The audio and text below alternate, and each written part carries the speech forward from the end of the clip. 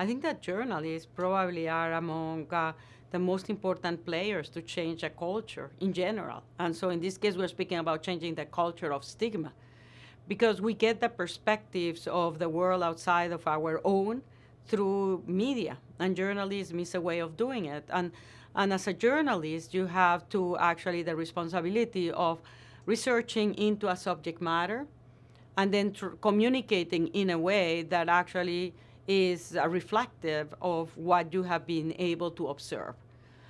And if you do observe, I mean, and in this case, the notion of how you as a journalist can change that culture of discrimination, that's a challenge of communication. What is the message that you can give that so eloquently clarifies that stigma is devastating? And that, I mean, you can use a narrative or you can use a story. I mean, that's what journalists learn to do. They are experts on communicating. And I think it's an extraordinary job. I see it as my responsibility to convey that to you as a journalist in a way that it's clear. But the journalist then has to take that information and convey it in a way that is going to be not just scientifically meaningful, but emotionally meaningful.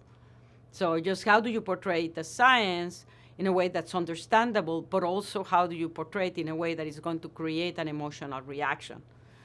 And this I say because I don't think that if you just stay at the scientific level, the information becomes interesting and so what? You have to click it with something that will activate your emotional brain in order to actually stay there.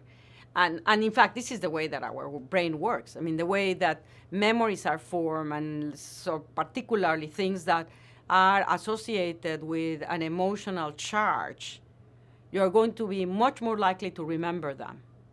And that is crucial. I mean, it makes a lot of sense. But the same thing comes in terms of communicating information.